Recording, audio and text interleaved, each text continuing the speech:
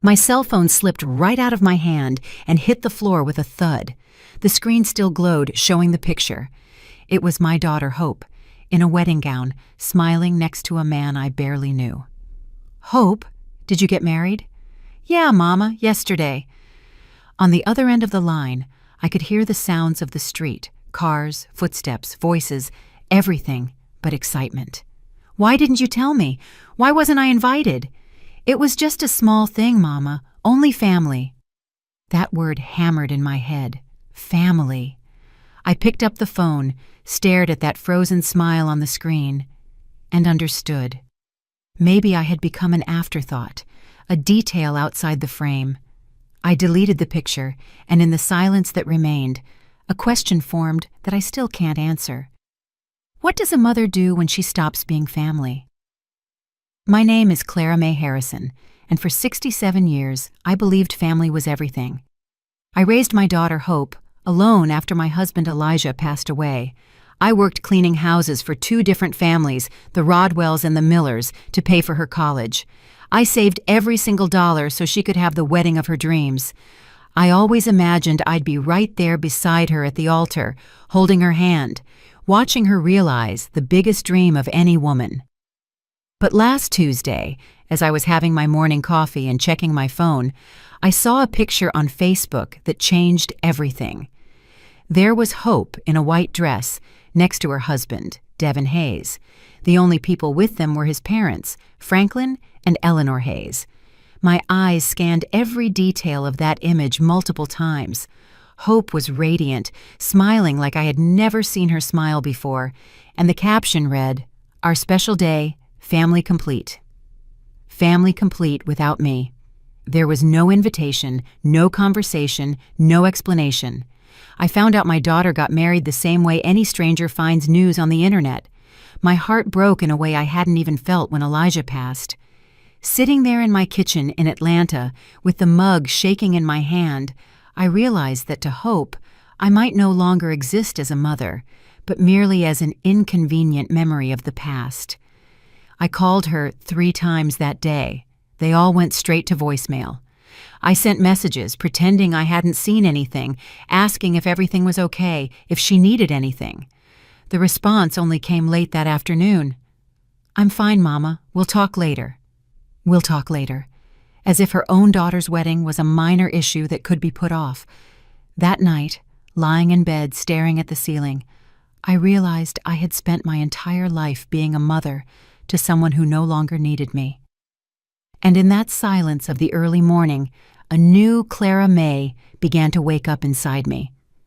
Over the next few days, memories came in like ocean waves. I remembered when Hope was 5 years old and got pneumonia.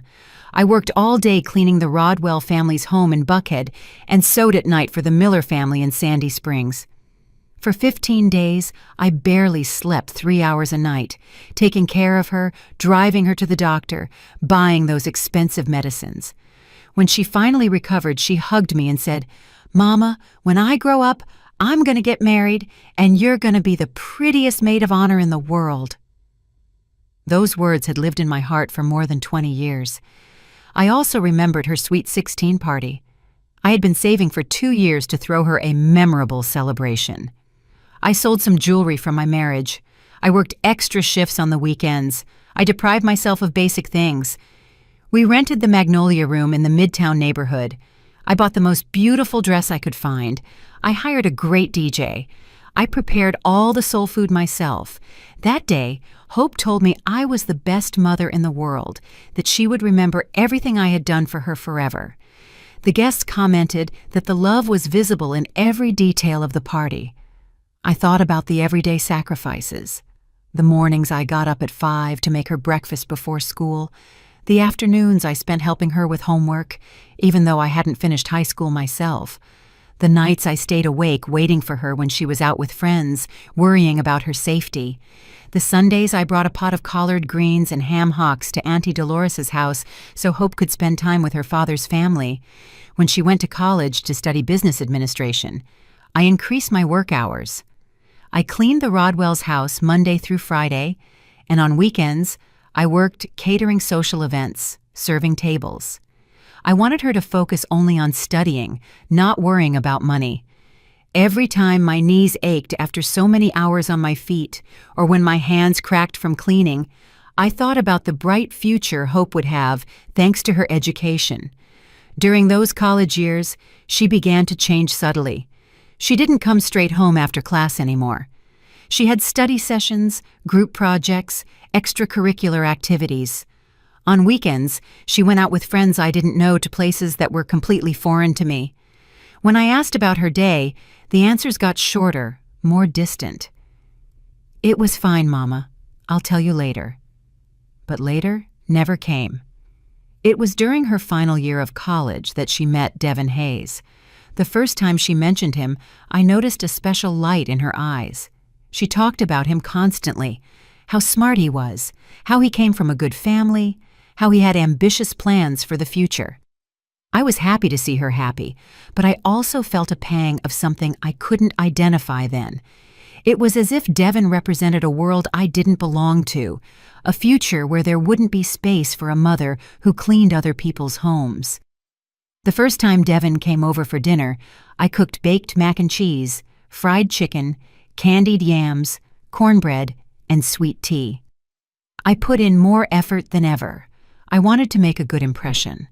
Devin was polite and courteous, but I noticed his eyes scanning our small home with an expression I couldn't decipher.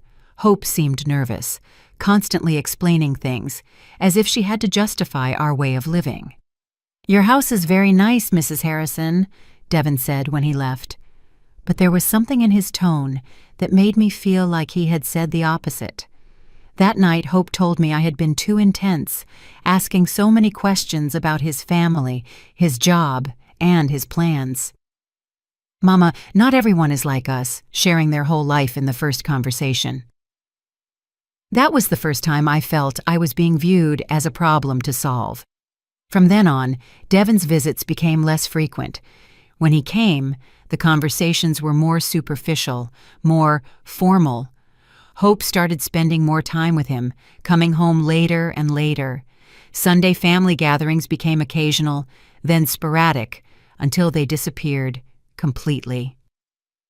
"Devin and I have plans," became the most common phrase in her vocabulary. When Hope graduated, I was so proud I cried through the entire ceremony. She had achieved what I never could, finishing a college degree. She was going to have opportunities I never had. After graduation, we went to celebrate at a nice restaurant in Decatur. Devin had also invited his parents, Franklin and Eleanor Hayes. It was the first time I met them formally. Franklin was a manager at a big company in Sandy Springs. Eleanor had been a teacher for many years before retiring. They talked about trips, fancy restaurants, and Broadway shows. I tried to participate in the conversation, but I felt like a fish out of water. When I mentioned that I worked cleaning houses, there was an awkward silence that Hope quickly filled by changing the subject. That night, when we got home, Hope said something that hurt me deeply. "Mama, I know you always try to be friendly, but sometimes you say things that can be misinterpreted. Devin's parents are very refined people." Refined. That word stuck in my mind. I wasn't refined. My love, my sacrifice, my dedication, they didn't count for anything compared to money and formal education. The following months were marked by increasing distance. Hope got a job at a big international company. Devin also had a good job. They started talking about getting their own place, renting an apartment together. I supported the idea, though my heart was breaking inside. "Young people need their space," I said, faking enthusiasm. When they finally moved into an exclusive part of Atlanta, I was still welcome, but with schedules and conditions. "Mama, you better call before you come over to see if we're around," Hope told me. The spontaneity of simply showing up to visit my daughter was gone forever. Now, I had to make an appointment, as if I were visiting a doctor or a dentist. The visits became more and more spaced out, first every week, then every 2 weeks, then once a month. When I went, the conversation mainly revolved around their jobs, their plans, their friends. I listened with interest, but they rarely asked about my life. It was as if I only existed for them, as if my only identity was being Hope's mother. During the holiday season last year, I noticed Hope and Devin had started spending more time with the Hayes family. Well, Devin's parents have really beautiful traditions, Hope explained, when I asked if they would come over for Christmas Eve dinner as we had always done. But next year, we'll host, right? Next year never came, or rather, it came without me. It was in February when Hope told me she and Devin were thinking about getting married. "That's wonderful, baby," I exclaimed, feeling a mix of joy and anticipation. I immediately started making mental plans: the church, the dress, the flowers, the food. "Have you set a date? How can I help?" "Mama, we want something simple," Hope said, but there was something evasive in her look. "Nothing too elaborate. Weddings aren't as complicated as they used to be." I nodded, though I felt a small disappointment inside. I had dreamed for years of helping to plan my only daughter's wedding. The months passed, and conversations about the wedding became vague and sporadic. When I asked about specific details, Hope always had the same answer. "We're still looking into it, Mama. I'll let you know as soon as we have something finalized." I started to feel like something wasn't right, but I didn't know what exactly. In May, I noticed Hope started posting more photos on Facebook. Pictures with Devin, with the Hayeses, at fancy restaurants, in places I didn't recognize. But when we saw each other in person, she told me very little about these events. It was as if she had two parallel lives, one she shared with me and one she lived in secret. It was early June when I started to suspect something was definitely going on. Hope canceled 3 dates in a row to see me, always with excuses about work or urgent commitments. When we finally met, she seemed distracted, nervous. I asked her directly if everything was okay with Devin, if there was a problem. "Everything is perfect, Mama," she said, not looking me in the eye. "It's just that we're so busy with work and other things. Those words resonated in my mind for days. What other things could be more important than including her mother in her life? The last time I spoke to Hope before discovering the truth was on a Sunday afternoon. I called to invite her to breakfast the following Tuesday. "I can't, Mama," she said. "I have a very important meeting that morning." That was odd, because Tuesday mornings had always been our special time since she was little. It was the only day of the week I didn't work at the Rodwell's house. "How about Wednesday then?" I insisted. "I don't know, Mama. Let me check my schedule and I'll call you back." But she never called me back, and I, as I always had, waited patiently for her call that never came. It was that Tuesday morning, exactly when I should have been having breakfast with my daughter, that I sat down in my kitchen with my coffee and a slice of pecan Danish. I logged onto Facebook to see photos of my neighbors and their grandkids, and I stumbled upon the image that would change my life forever. There was Hope, more beautiful than ever, in a simple but elegant wedding dress, smiling next to Devin in what was clearly a marriage ceremony. In the background were the happy faces of Franklin and Eleanor Hayes, dressed elegantly, posing as the only witnesses to that moment that should have been mine, too. The photo description read, "Finally married, thank you to our families for making this day perfect." Our families in plural, but I didn't appear anywhere. I wasn't in the picture. I wasn't in the comments. I wasn't in that story that was supposed to include my entire life. I read every comment on that post. College friends congratulating, co-workers sending blessings, some distant relatives expressing surprise that they hadn't heard about the wedding. But no comment mentioned my absence. It was as if I had never existed in Hope's life, as if those 28 years of sacrifice and love had been completely erased from her personal story. I spent the rest of that day in a state of shock. I checked my phone over and over, hoping for a call, a text, an explanation. Nothing. Hope had gone on with her normal life, posting honeymoon photos, thanking people for congratulations, sharing moments of happiness from which I had been completely excluded. That night, lying awake and looking at the ceiling of my small bedroom, I understood something that hurt more than I imagined possible. My daughter hadn't forgotten to include me in her wedding. She had consciously excluded me.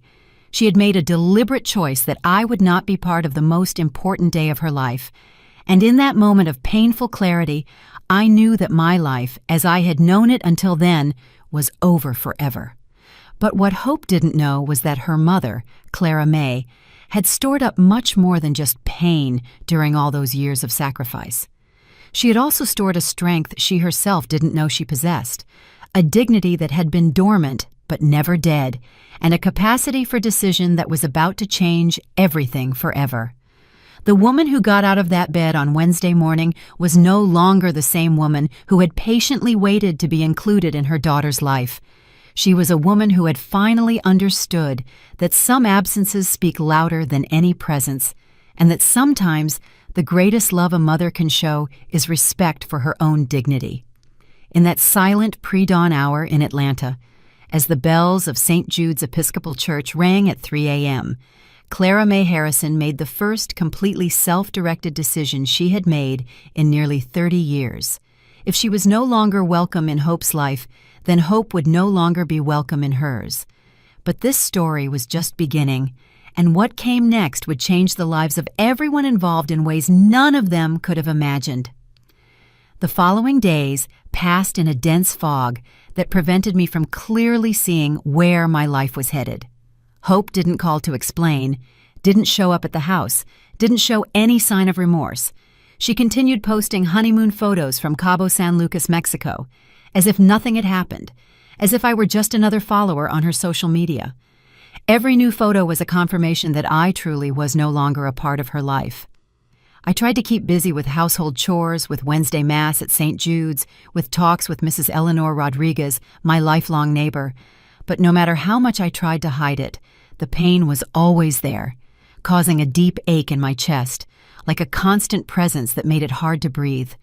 It was while sorting through old papers in the wooden trunk that had belonged to my mother that the memories came rushing back in full force.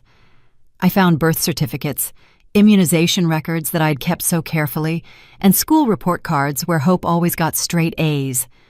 I remembered every sacrifice. The early mornings sewing dresses for ladies in the neighborhood to pay for Hope's English classes. The times I ate nothing but toast and jam so she could have meat on her plate. The birthday gifts I saved for all year to buy.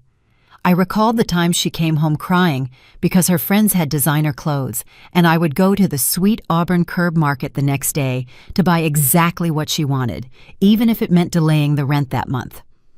Through all those years, Hope always had an excuse for not fully including me in her life.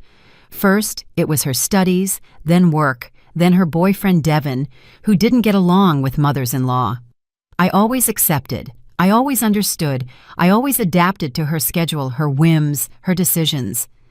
But now, looking back, I realized that I had become smaller and smaller in her life, occupying increasingly minimal spaces, until I reached the point of not even knowing she was getting married. The Hope I raised, the one I loved unconditionally, the one I always put first, had become a stranger who only shared crumbs of attention with me when it suited her. That Thursday afternoon, as I organized family photos into a shoebox, I found one that made me cry harder than I had cried in years. It was from Hope's confirmation ceremony. She was 8 years old. She wore a beautiful white dress that I had asked a local seamstress to make. In the photo, Hope was hugging me tightly and smiling with a pure, genuine happiness. I was smiling too, but now I could see in my eyes from that time something I had lost, the certainty that I was loved unconditionally by my daughter. I remembered that day perfectly. I had saved for 6 months for that celebration. I rented the Magnolia Room Hall. I invited the whole family. I prepared barbecue, potato salad, sweet tea, and a huge red velvet cake I specially ordered. Hope felt like a princess, running from table to table, introducing me to everyone as my mama, the most beautiful in the world. That night, when everyone had left, she helped me pick up the dishes and said, "Mama, when I grow up and have my own parties, you're always going to be the most important person. Always." Tears ran down my cheeks as I held that photograph. What happened to that little girl who promised me I would always be the most important person? When did I become so insignificant that I didn't even deserve to be present at her wedding? I continued looking through the photos and found another one that hurt just as much. Hope at 15, the day of her sweet 16 party. We had rented a hall in the Midtown neighborhood. There was a DJ, food for 150 people, and a live band for the waltz. I had worked double shifts for a whole year to give her that party. I cleaned houses by day, babysat children at night, sold sweet potato pies at the farmer's market on weekends, all to see her happy, to give her the celebration she deserved. In that photo, Hope and I were dancing together, mother and daughter, during one of the songs. She had asked me to play a song she called Our Special Song. "Mama, you used to sing this to me when I was little and sick, and it always made me feel better," she had told me. "I want us to dance to it together so everyone knows how much I love you." Those words echoed in my mind like sounds from another life. How had I gone from being the person who comforted her when she was sick to being someone she was ashamed of in front of her new family? I kept looking and found a letter Hope had written me when she was 18, just before starting college. She had written it on pink paper with careful handwriting, full of little drawn hearts in the margins. It read, "Dearest Mama, tomorrow I start a new stage in my life, but I want you to know that nothing I achieve will be possible without everything you have done for me. You are my hero, my role model, the bravest woman I know. When I grow up, I want to be a mother like you, loving, sacrificial, who always puts family first. I love you with all my heart, and you will always be the most important person in my life. Your loving daughter, Hope."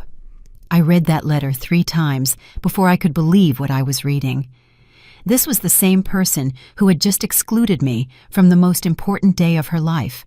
The same one who had promised me I would always be the most important person. I sat on my bed with the letter shaking in my hands and cried like I hadn't cried since the day I buried Elijah. I cried for the girl who wrote those words and for the woman she had become. I cried for all the dreams I had about being the mother of the bride. I cried for all the times I imagined helping her choose the dress, organizing the bridal shower, walking her down the aisle. I cried for the mother-daughter relationship I thought we had, which apparently only existed in my imagination. After the crying came the rage, a rage I had never felt in my 67 years. How dare she treat me like this after everything I had done for her? How could she be so cruel, so ungrateful? I had sacrificed my youth, my social life, my own dreams, all for her. I had worked until my bones ached so she could have opportunities I never had. And this was how she repaid me, with humiliation, exclusion, and oblivion. But after the rage came something worse. Shame. I started asking myself if somehow it was my fault. Had I been too intense, too clingy, too unsophisticated for Hope's new, refined life? I remembered the faces of Franklin and Eleanor Hayes when they met me. That subtle expression I hadn't been able to interpret then, but that I now understood clearly. Pity mixed with discomfort. To them, I was the embarrassing mother-in-law who had to be tolerated, not accepted. I got up from the bed and looked at myself in the vanity mirror. There was Clara May Harrison, 67 years old, gray hair, hands rough from so much work, wrinkles around my eyes that spoke of years of worry.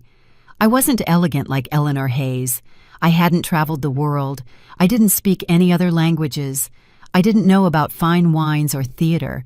I was a simple woman who had done the best she could with what she had. But did that make me less valuable? Did that justify my own daughter treating me like I didn't exist? I couldn't sleep that night. I stayed awake thinking about all the signs I had ignored, all the moments I should have realized I was losing my daughter, the family dinners that became sporadic, the phone calls that got shorter, the visits that required prior appointment. Everything had been gradual, so subtle that I hadn't realized I was being systematically excluded from Hope's life. On Friday morning, I decided to call my sister, Auntie Rosa, who lives in Birmingham, Alabama. I needed to talk to someone, vent, ask for advice. Auntie Rosa had always been the most direct of my sisters, the one who told things straight. "She got married without telling you?" Auntie Rosa shouted when I told her what had happened. "That girl is crazy. How can a daughter do that to her mother?" I told her the whole story, from the first changes in Hope's attitude to the discovery of the wedding on Facebook. Auntie Rosa listened without interrupting, which was rare for her. "Clara May," she finally said in a serious voice, "I always told you that you gave too much to that girl. You spoiled her since she was little, you put her on a pedestal, and now you see the consequences. Kids need boundaries. They need to understand that respect is earned and maintained." Her words hurt because I knew they contained some truth. I had always indulged Hope. I had always given in to her tantrums. I had always put her needs before mine, but I had done it out of love, because I wanted her to have everything I couldn't have. "So what am I supposed to do now?" I asked, sobbing. "Now you're going to do what you should have done years ago. You're going to live for yourself," Auntie Rosa replied firmly. "Hope has already made her decision about what place you occupy in her life. Now it's your turn to decide what place she occupies in yours." After hanging up with Auntie Rosa, I sat in the kitchen for hours, thinking about her words. She was right. Hope had clearly demonstrated what place I occupied in her new life. None. It was time for me to also make a decision about what place she would occupy in my new life. On Saturday morning, as I drank my coffee and ate my pecan Danish, my phone rang. It was a number I didn't recognize, but when I answered, I heard Hope's voice. "Mama, how are you?" she asked in a cheerful voice, as if nothing had happened. "Guess what? We're back from our honeymoon. Cabo was amazing. Devin and I want to stop by this afternoon to tell you everything." To tell me everything. After 2 weeks of silence, after excluding me from her wedding, now she wanted to tell me everything, as if I were a casual friend she was catching up with about her vacation. "What time are you planning to come?" I asked. "Around 5. We'll bring pictures and some gifts we bought you." Gifts. As if cheap souvenirs from Cabo San Lucas could compensate for the greatest humiliation of my life. "All right," I said. "I'll be here." After hanging up, I stood there with the phone in my hand, feeling a mix of emotions I didn't know how to manage. Part of me was happy to finally see my daughter, to be able to hug her and tell her how much I had missed her. But another part of me, a part that grew with every passing hour, was furious at the coldness with which she had treated me, at the casual way she assumed everything would be fine after what she had done. I spent the rest of the day cleaning the house, making sweet tea, buying fresh pecan Danish from the local bakery. It was what I always did when Hope came to visit. I made sure everything was perfect to receive her, but this time, as I mopped the floor and dusted the furniture, I wondered why I was still trying so hard for someone who clearly didn't value my efforts. At 5 on the dot, Hope and Devin arrived. Hope looked radiant, tanned from the beach sun, wearing new clothes, and looking completely happy. Devin wore a courteous but distant smile, the same one he always had when he came to my house. "Mama!" Hope cried, hugging me as if we were the best friends in the world. "I missed you. Look how tanned I got." I hugged her back, inhaling her expensive perfume, which wasn't the same one she used when she lived with me. Everything about her was different, her clothes, her hairstyle, her way of speaking. It was as if the Hope I knew had been replaced by a new, improved version that didn't include me. "Have a seat," I said. I served them sweet tea and offered them fresh pecan Danish.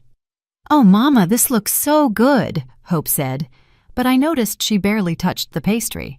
She probably didn't eat that kind of thing anymore. Her new, sophisticated life didn't include treats from the neighborhood bakery. "All right, tell me everything," I said, sitting across from them in my small living room. "How was the wedding?"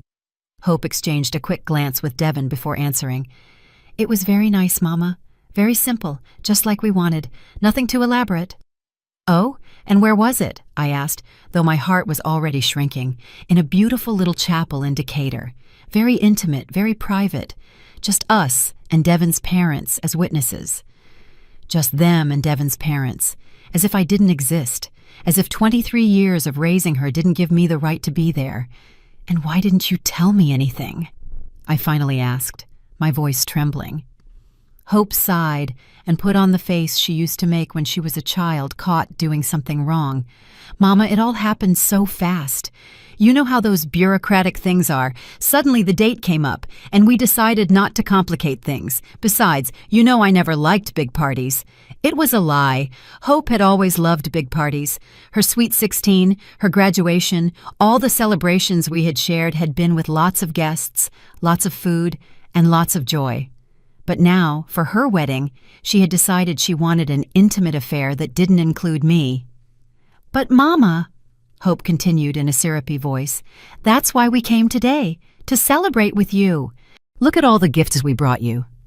She pulled out a bag full of typical souvenirs from Cabo, a ceramic ashtray, some seashells, a t-shirt that read "I love Cabo," some coconut candies, gifts they had probably bought at the airport, thinking, "Oh, we have to bring something back for Hope's mom."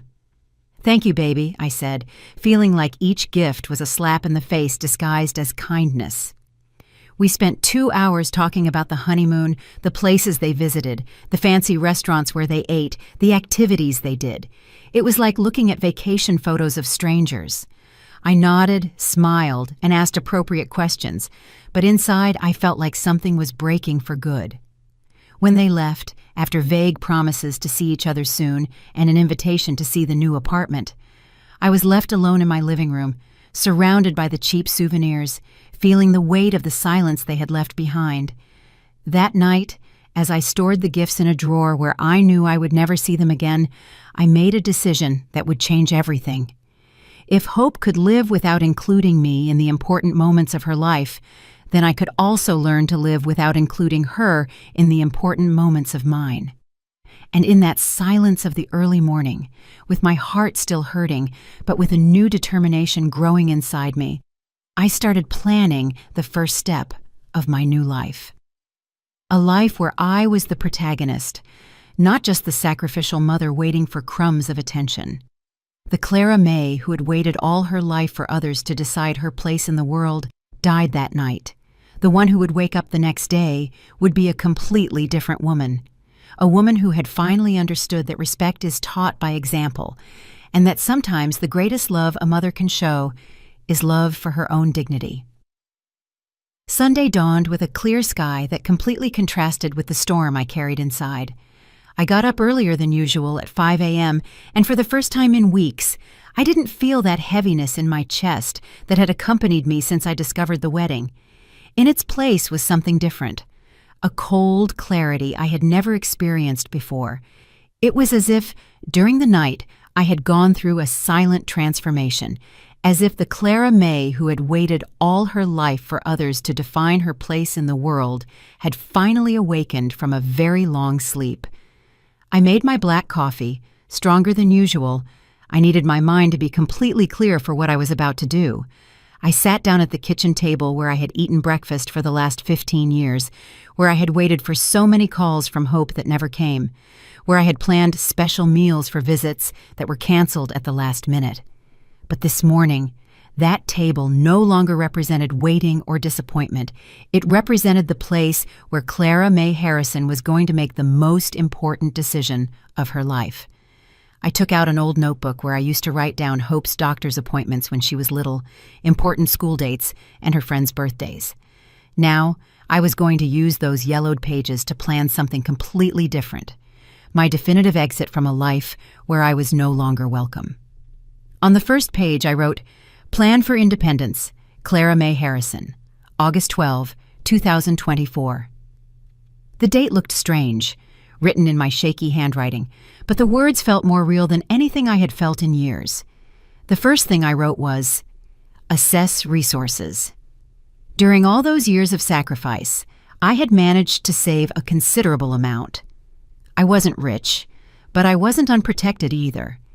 I had the savings of a lifetime of work, a small but owned house in an area that had become very valuable, and something Hope never knew, a secret bank account where I had deposited the extra money I earned sewing dresses for neighborhood ladies on weekends for years. I had opened that account when Hope turned 18, thinking it would be my wedding gift to her. Every dollar I deposited there, I did so imagining the moment I would give it to her. My daughter, this is so you can start your marriage without debt, so you can have your own home, so you don't go through the difficulties I did." For 10 years, I had nourished that account with the illusion of seeing the happy look on Hope's face when she found out about the surprise. But now, after being excluded from her wedding, that money would take a completely different path. The second point on my list was research housing options. I couldn't stay in this house where every corner reminded me of the years of waiting, where every phone call would make me think it might be Hope seeking reconciliation. I needed a new place, a space that was completely mine, where I could build a life that didn't depend on crumbs of attention from my daughter. I remembered that Mrs. Eleanor Rodriguez, my lifelong neighbor, had always told me about her sister Gloria, who had moved to a residential community for older adults in Decatur. "It's wonderful, Clara May," Mrs. Rodriguez had told me several times. "There are activities, security, people our age. Gloria says she's never felt so free in her life." At the time, I thought those places were for people who didn't have family to care for them. Now I understood they were for people who had decided to care for themselves. The third point was the most painful, but the most necessary: gradually cut ties. I couldn't just disappear overnight, because that would cause unnecessary drama and give Hope reasons to justify her behavior. My mom was always so dramatic, that's why we didn't include her in important things. No, my exit had to be as silent and dignified as my entry into Devon Hayes' life had been. Gradual, respectful, but definitive. After breakfast, I showered and put on my Sunday navy blue dress, the one I wore to Mass at St. Jude's. But this morning, I wasn't going to church. I was going to begin the most important investigation of my life. I grabbed my purse, put the notebook inside, and left my house with a determination I hadn't felt in years. My first stop was the bank. It was strange walking the streets of my neighborhood, knowing that every step took me away from the life I had known for 67 years. Mr. Fernando Lawson, the executive who had managed my accounts for the last 10 years, was surprised to see me near the ATM on a Sunday morning. "Good morning, Mrs. Harrison," he greeted me when he recognized me. "Everything's fine. Perfect, Mr. Lawson," I replied with a smile I didn't expect to have myself. "I'm just reviewing my financial options. I might need to make some moves this week." "Of course, ma'am. I'm available Monday if you'd like to review your accounts in detail." "I appreciate it very much. I'll see you Monday then." That small conversation gave me more energy than I expected. For the first time in years, someone spoke to me like a person capable of making important financial decisions, not like an old lady who needed others to manage her money. From there, I went straight to Decatur, to the residential community Mrs. Rodriguez had mentioned. It was called the Legacy at Peachtree, and as soon as I got off the bus, I could see why my neighbor's sister liked it so much. It was a beautiful, clean place with well-kept gardens and an atmosphere of tranquility I hadn't felt in years. The receptionist, a very kind woman named Patricia, welcomed me with a genuine smile when I explained I was interested in seeing the facilities. "I'm glad you came," she said enthusiastically. "We just happen to have 2 very nice apartments available. Would you like a full tour?" For the next 2 hours, Patricia showed me every corner of the Legacy at Peachtree. The apartments were small but comfortable, perfect for one person. They had a living dining room, 1 bedroom, a full bathroom, and an equipped kitchenette. What I liked most was the balcony overlooking the gardens, where I could imagine myself drinking my coffee in the mornings and watching the sunset in the evenings. "We have lots of activities," Patricia explained as we walked through the common areas. "On Mondays, we have a yoga class, Tuesdays are for knitting and crafts, Wednesdays are Mass in the internal chapel, Thursdays are ballroom dancing, and Fridays are movie nights. On weekends, we organize excursions to different places: Savannah, Charleston, Asheville." Every activity she mentioned sounded like something I might enjoy, things I had never done because I was always waiting for Hope's schedule availability. "And are the people who live here happy?" I asked. "Look, Mrs. Harrison," Patricia told me honestly, "most of our residents come here after complicated family situations. Some have lost their partners, others have children who live far away, others simply decided they wanted to live with more independence. At first, many arrive sad, nostalgic, but after a few months, you see them, and they seem like different people.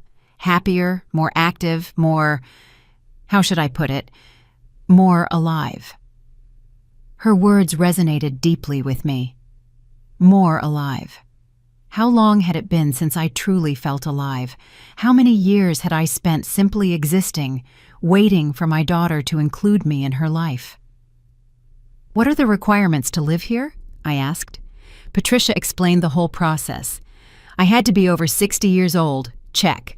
Have stable income to cover the monthly fee. I had savings for several years. And pass a basic medical evaluation to ensure I could live independently. My health was excellent. The monthly cost included maintenance, security, activities, and basic utilities. It was a considerable amount, but perfectly manageable with my savings. "How long does the admission process take?" I asked. "If you bring all the documents this week, we could have everything ready in 2 weeks," Patricia replied. "Are you interested in any of the apartments you saw?" I looked again toward the balcony of the apartment I liked most, the one that faced the garden where I had seen several residents chatting animatedly under the shade of a big tree. In that moment, I made a decision that surprised even me with how quick and clear it was.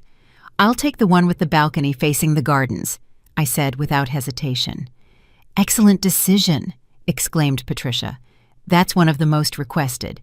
Here's the list of documents you need to bring and the contract for you to review carefully."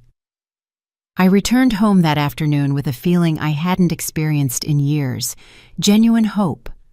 Not the hope that hope would change, not the hope that things would go back to how they were, but the hope of a new life that depended solely on my own decisions.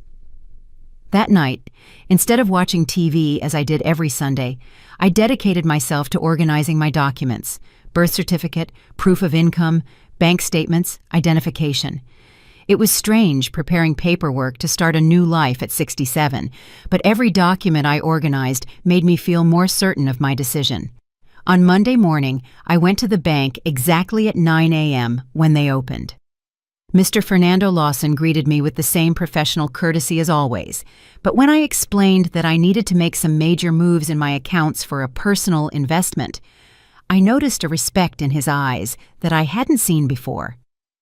"Mrs. Harrison, I'm delighted to hear you're making proactive financial decisions," he said as he reviewed my bank statements. "I see you've been very disciplined with your savings all these years. You have very solid resources." Hearing those words filled me with a confidence I didn't know I had. For so many years, I had lived with the mindset that I was a person of limited resources, someone who depended on the charity of others. But the reality was that I had worked hard, saved diligently, and built a solid financial foundation without anyone's help. "I need to make a significant transfer to my checking account," I explained, "and I also want to know about safe investments that give me monthly income." For the next hour, Mr. Lawson explained different investment options that could give me regular income without touching the principal capital. It was information I had never sought out before because I always thought my money was meant exclusively for emergencies or for helping hope. Now, I saw that I had options, that I could make my money work for me instead of just keeping it for others. From there, I went directly to the office of Mr. Michael Sanders, a lawyer Mrs. Rodriguez had recommended to me years ago when I had trouble with some house documents. I needed to make sure all my assets were in order, and more importantly, I needed to update my will. "Mrs. Harrison, what brings you here?" Mr. Sanders asked when I entered his office.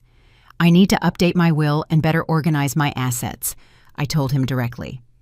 If he was surprised by the nature of my visit, he didn't show it. For the next 40 minutes, we reviewed all my property documents, bank accounts, and insurance policies. It was impressive to see it all together. I really had built a considerable estate through pure work and discipline. "Do you have any specific changes in mind for the will?" he asked. "Yes," I replied without hesitation. "I want to leave 50% of my assets to charitable institutions that help working single mothers." and the other 50% to my daughter, but with one condition. What kind of condition? That she can only access the inheritance after writing a letter explaining why she made certain decisions about our relationship. She doesn't have to apologize. She just has to be honest about her reasons. That letter must be delivered to you as a witness, but she must write it, even if I'm no longer here to read it. Mr. Sanders wrote everything down carefully. That's a very thoughtful condition, Mrs. Harrison. It gives her an opportunity for reflection without forcing a reconciliation. Exactly, I confirmed. I'm not looking for revenge, Mr. Sanders. I'm looking for her to understand that actions have consequences, even the actions of children towards their parents. When I left the lawyer's office, I felt like a completely different person. I had taken total control of my financial situation, secured my future, and established clear boundaries for my relationship with Hope, even after my death. The following days passed in a flurry of activity that kept me busy and focused. I hired a moving service to assess my belongings. I decided to keep only the essentials: clothes, some small furniture, important photos, objects with real sentimental value. Everything else would be donated or sold. The hardest part was deciding what to do with Hope's things that I still kept in her room: school trophies, books, clothes she had left when she moved out. I finally decided to carefully pack everything in labeled boxes and leave them in a storage unit I rented near her apartment. If she ever wanted them, she could pick them up. If not, eventually. During that week, Hope called me twice. The conversations were courteous but distant on both sides. She told me about her new job, her plans to decorate the apartment, the dinners she had with the Hayeses. I listened politely, asked appropriate questions, but I didn't share anything about my own plans. For the first time in years, I had important secrets that did not include my daughter. "Is everything okay, Mama?" she asked on the second call. "You sound different." "Everything is perfect, baby," I replied with complete honesty. "I'm just organizing some things at the house. You know how it is. Do you need help with anything?" The question would have thrilled me before. Now it simply confirmed that Hope still saw me as someone who needed help, not as someone capable of solving her own problems. "No thank you, baby. Everything is under control." On Friday of that week, I got the call from Patricia at the Legacy at Peachtree. My application had been approved, and I could move in the following Monday if I wanted. That night, alone in my house, surrounded by packed boxes and furniture covered with sheets, I didn't feel sadness or nostalgia. I felt something I hadn't experienced in decades: the excitement of starting something new. On Saturday morning, as I had my last coffee at the kitchen table where I had planned so many special meals for Hope, my phone rang. It was her. "Mama, Devin and I want to invite you to dinner tomorrow, Sunday. We're going to try out the new dining room at the apartment." It was the invitation I had waited for months. They finally wanted to include me in something, show me their new home, treat me like a part of their life. But it was too late. "Oh, baby, that's a shame," I replied in a serene voice. "I already have plans for tomorrow." "Plans? With who?" "With some new friends. We're going on a little day trip to Lake Lanier." It wasn't a lie. The residents of the Legacy at Peachtree had a trip scheduled for Sunday, and I had already signed up. "But Mama, we can change it to another day. It's important to us that you see our home." "Thank you, baby, but I'm already committed. Maybe another time, when I have more time." There was a long silence on the other end of the line. Hope was not used to me having plans that didn't involve waiting for her. "Well, okay, we'll organize something later." "Sure, baby. Have a wonderful dinner." When I hung up, I stayed seated in that familiar kitchen for the last time, smiling with deep satisfaction. For the first time in my life, Hope had had to adjust to my schedule instead of me adjusting to hers. It was a small change, but it symbolized a much bigger transformation. Clara Mae Harrison had stopped being a woman waiting to be included and had become a woman who had her own life, her own plans, her own happiness. On Sunday night, after returning from a beautiful day trip to Lake Lanier, where I had met 3 lovely women who would become my new neighbors, I packed my last personal belongings. The move would be early Monday, and by noon, I would be settled in my new home. That last night in the house where I had raised Hope, I didn't cry or feel nostalgic. Instead, I felt a deep gratitude towards the woman I had been and a genuine excitement for the woman I was becoming. I had made the bravest decision of my life, choosing my own happiness over waiting for the approval of others. Early Monday, as the movers loaded my few belongings, I looked one last time at every room in the house. In Hope's bedroom, now completely empty, I whispered a silent farewell. Thank you for teaching me that true love sometimes means knowing when to walk away. The Clara May who walked out of that house that Monday morning was a completely new woman. A woman who had learned that dignity is not negotiable, that respect is taught by example, and that it is never too late to start over when you make the right decision. As the moving truck drove away toward Decatur, toward my new life at the Legacy at Peachtree, I sat in the passenger seat, smiling toward the future. For the first time in 67 years, I didn't know exactly what awaited me, and that uncertainty felt like the most beautiful freedom in the world. My first week at the Legacy at Peachtree passed like a beautiful dream I didn't want to wake up from. Every morning I woke up in my new, cozy apartment, made my coffee in the kitchenette that was entirely mine, and went out onto the balcony to look at the gardens where I had already identified my new neighbors. There was Mrs. Mercedes, 72, who had been an elementary school teacher for 40 years. Mrs. Eleanor, 69, who had worked in a government office and had fascinating stories of her youth. And Mr. Alexander, 75, a widower like me who had been a carpenter and now made small furniture to give as gifts to his new friends. It was strange to feel part of a group where I was valued for who I was, not for what I could do for others. At community meals, my new friends asked me about my life, my opinions, my plans. No one saw me as somebody's mother or the awkward mother-in-law. I was simply Clara May, a woman with her own stories, her own dreams, her own personality. On Wednesday of my first week, I participated in the knitting class led by Mrs. Eleanor Rodriguez, an elegant 74-year-old woman who had been a dressmaker in her youth. While embroidering flowers on a napkin, I realized I hadn't done anything purely for pleasure in years, without thinking about whether Hope would like it or if it would be useful for the house. "You know what, Clara May?" Mrs. Rodriguez said as she checked my work. "You have a great hand for this. You should come to every class." It was a simple compliment, but it touched my heart. How long had it been since I received recognition for something I had done well? In my previous life, my achievements were always measured by how much they helped Hope. Now, for the first time, someone valued my work for its own sake. Thursday was my first ballroom dancing class. Mr. Alexander Davis, a very distinguished 76-year-old man who had been a physical education teacher, led the classes with contagious patience and joy. At first I was embarrassed because I hadn't danced in decades, but Mr. Davis reassured me.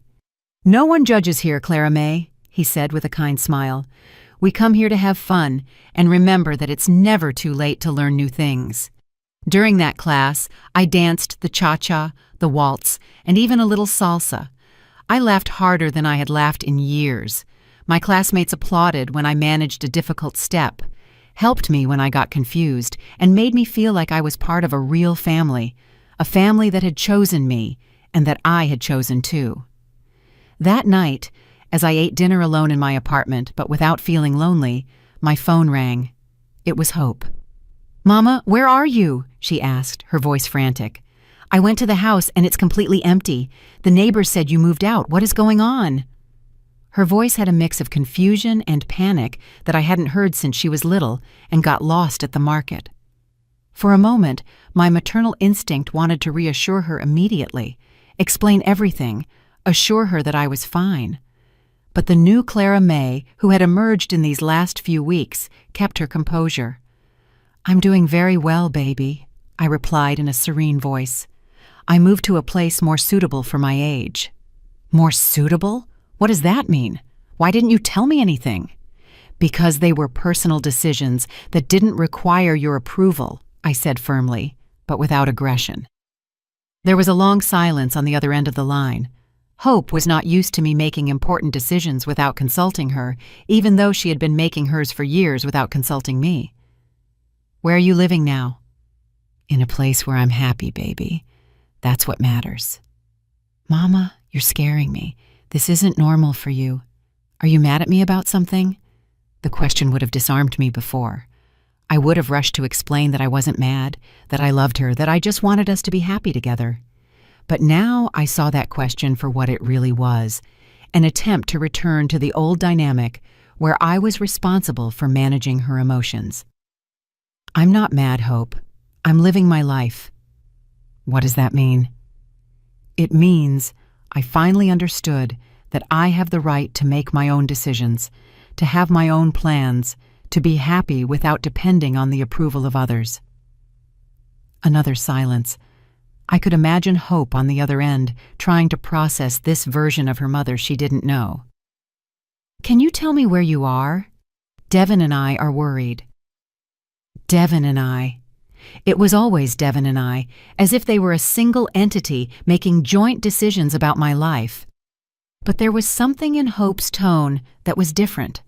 For the first time in a long time, she seemed genuinely worried about me, not just annoyed because I wasn't available when she needed me. "I'm at the Legacy at Peachtree in Decatur," I finally told her. "It's a very nice residential community for people my age."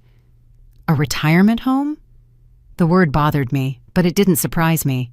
To Hope, any place where older people lived was automatically a retirement home. "No, baby. It's a place where I live independently, but with the company of people who are at the same stage of life as me. I have my own apartment, my own activities, my own social life." Social life. There was genuine surprise in her voice, as if she had never considered that I could have a social life independent of her. "Yes, Hope. I have new friends, activities I enjoy, plans that don't include waiting for you to have time for me." The words came out more direct than I had planned, but I didn't regret saying them. It was time for Hope to understand the consequences of her decisions. "Mama, we have always had time for you. Did you really have time to include me in your wedding?" The silence that followed was long and heavy. It was the first time I had directly mentioned the wedding exclusion, and we both knew it was the elephant in the room that had been present in all our subsequent conversations. "Mama, I already explained that it all happened so fast, that it was a very simple thing." "Hope," I interrupted her with a firm but calm voice. "I'm not interested in hearing any more excuses. What happened happened. I'm not looking for apologies or explanations. I just want you to understand that decisions have consequences." "What kind of consequences?" "The consequence that I finally understood that I'm not a priority in your life, and I've decided that you won't be a priority in mine either."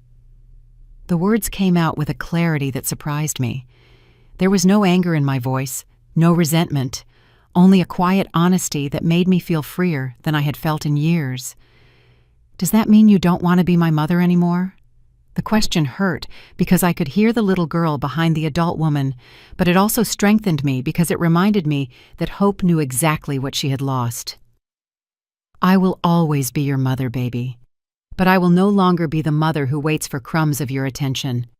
I will no longer be the mother who accepts any treatment just to be present in your life. If you want a relationship with me, it will have to be a relationship of mutual respect." And what would that look like?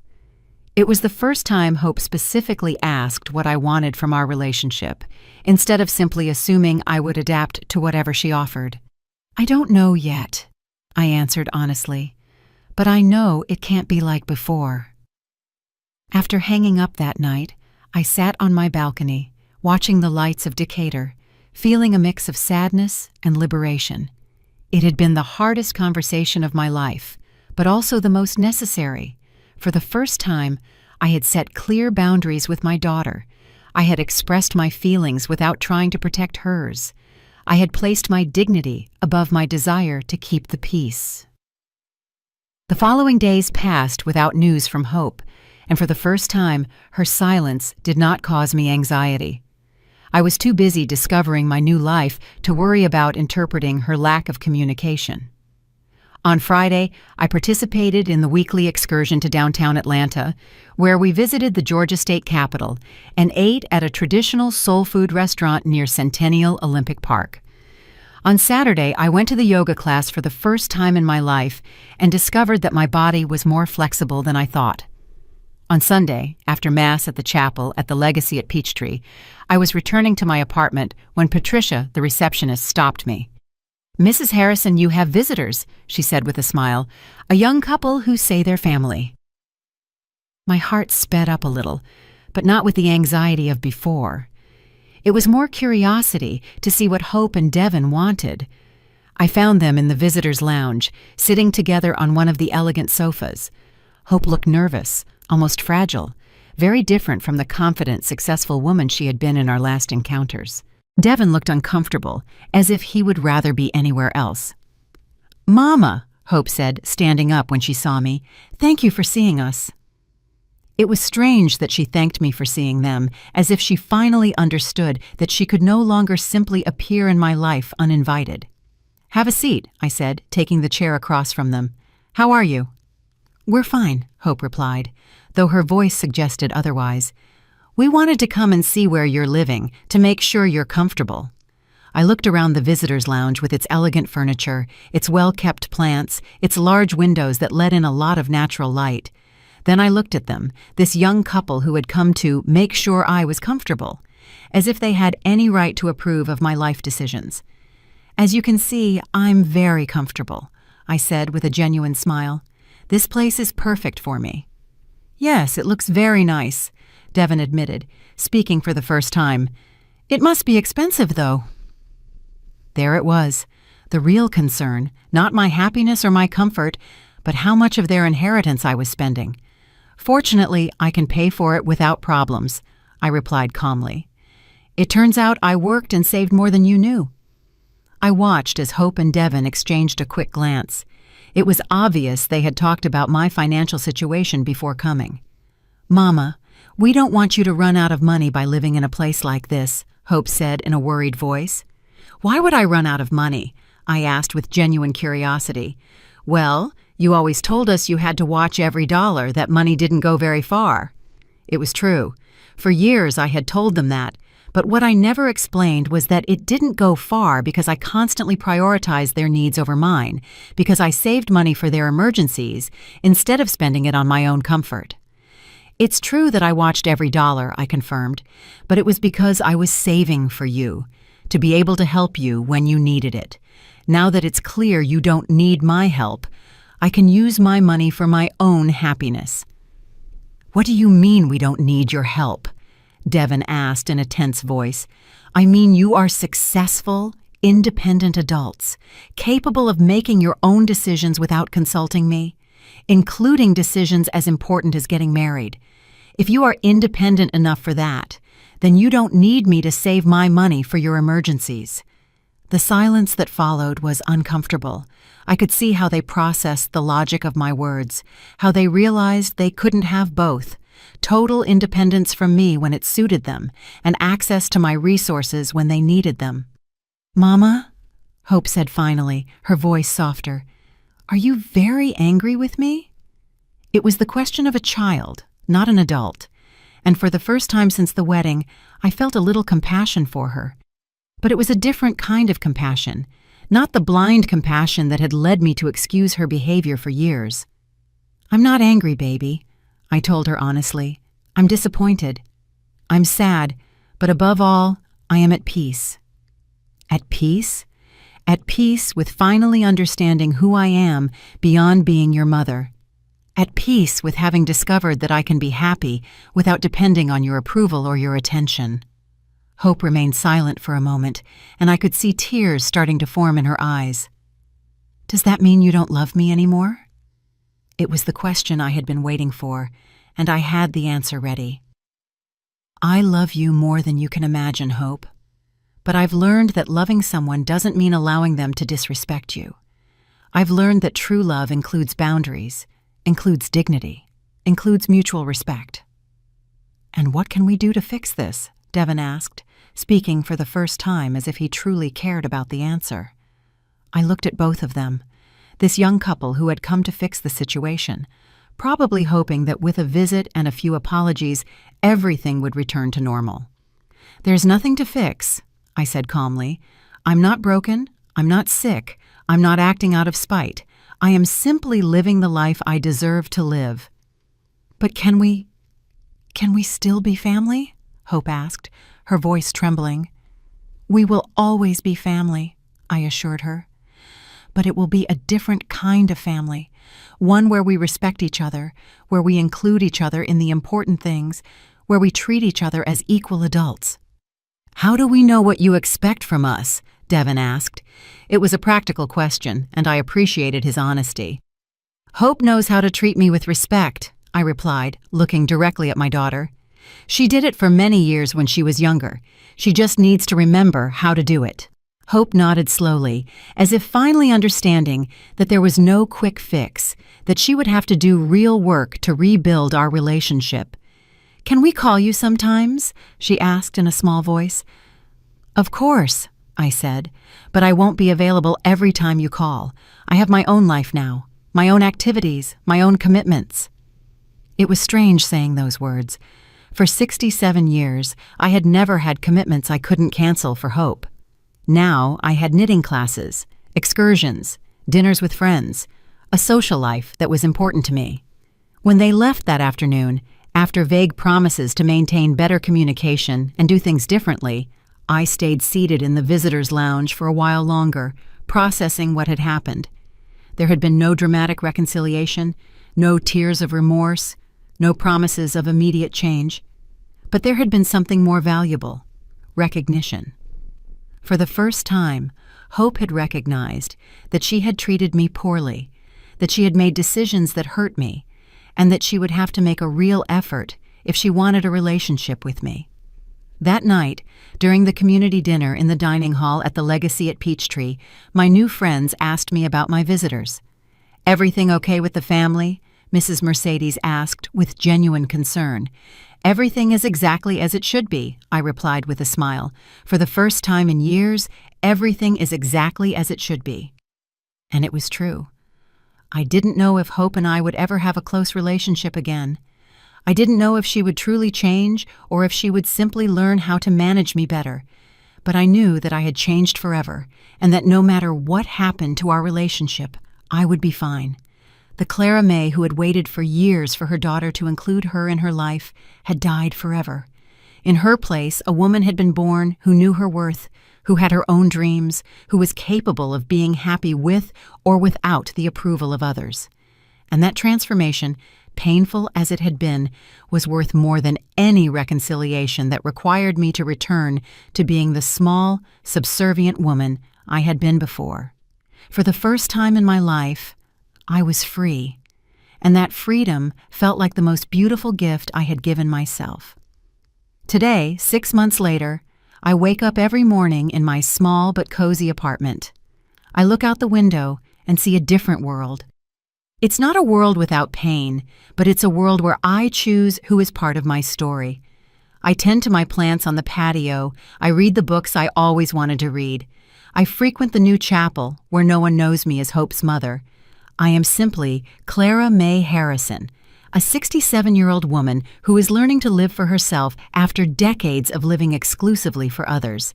Sometimes I get calls from unknown numbers that I know are Hope trying to reach me through other people's phones.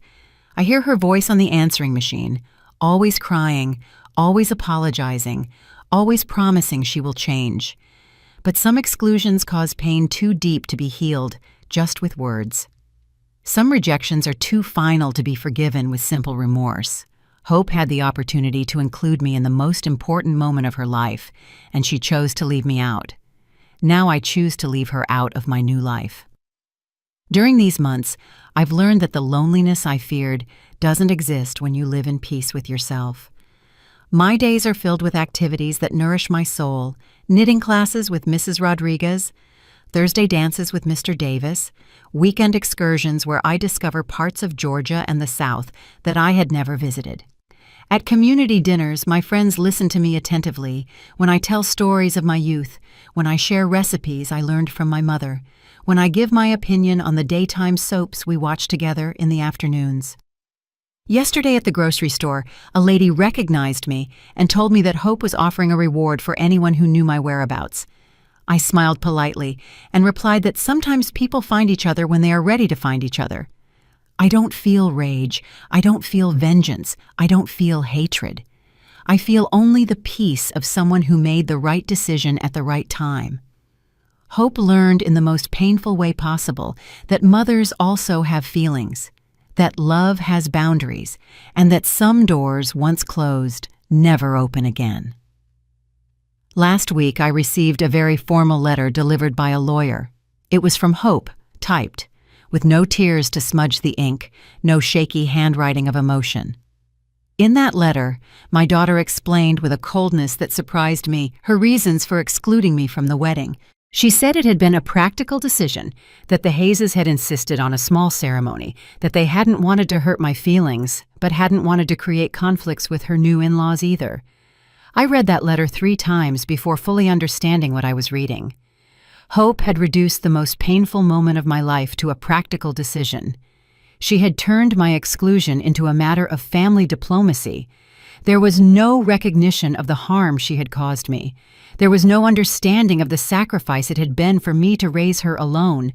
There was no gratitude for the years of unconditional love I had given her. That letter confirmed something I already knew in my heart. The hope I had raised, the girl who promised me I would always be the most important person in her life, had disappeared forever. In her place was a woman who viewed our relationship as a social obligation that could be managed with efficiency, not as a sacred bond that deserved care and respect. I put the letter away in a wooden box, along with some old photographs that had resisted time, not out of spite, but because some words only need to be read, not answered. A mother's love doesn't end, it just changes form. My love for Hope transformed into something different. Respect for my own dignity, care for my own happiness, protection for my own peace. This morning, as I water the plants on my patio and watch the sunrise over Decatur, I think of all the women who, like me, have spent their lives waiting to be valued by others. I think of the mothers who sacrifice their dreams for children who later see them as awkward burdens. I think of the grandmothers who babysit for children who then tell them they're interfering too much. I think of all of us who learned that our worth depended on how much we could give to others, never on how much we deserved to receive. To all those women, I would tell them what I now know. It's never too late to choose your own happiness. It's never too late to set boundaries. It's never too late to decide that you deserve respect, that you deserve consideration, that you deserve to be treated as the valuable person you have always been. The freedom I feel now was not born of punishing Hope, but of freeing myself. It was not born of revenge, but of self-respect. It was not born of hatred, but of the self-love that had been dormant for too many years. Last night, after community dinner, Mrs. Mercedes asked me if I ever regretted making this decision. "Don't you miss your daughter?" she asked, with the kindness of someone genuinely concerned about my well-being. "I miss the daughter I thought I had," I replied honestly, "but I don't miss the relationship we actually had, because that relationship was slowly killing me." It is the purest truth I have ever spoken. For years, I lived a fantasy where I believed Hope loved me the same way I loved her. The reality is that to Hope, I was a convenience when she needed me, and a nuisance when she didn't. Accepting that reality was painful, but it was also liberating. Today, I write these words from my patio with the sound of the community garden fountain in the background, with the scent of the bougainvillea I planted last week, with the certainty that I chose the right path. I don't know what the future holds, but I know it will be a future where my happiness will not depend on the decisions of others. Sometimes the greatest acknowledgement is the silence one chooses to maintain. And in that silence, Clara May Harrison finally found her voice, her strength, and her peace. Did you like the story, and which city are you listening from? Let's meet in the comments. If you liked the story, you can support me by sending a super thanks so I can keep bringing more stories like this. Thank you so much for your sweet support. I'm looking forward to your comments on the story. On the screen, you can see 2 new life stories that I highly recommend. There's so much more on my channel. Don't forget to subscribe. See you in the next life story. With love and respect.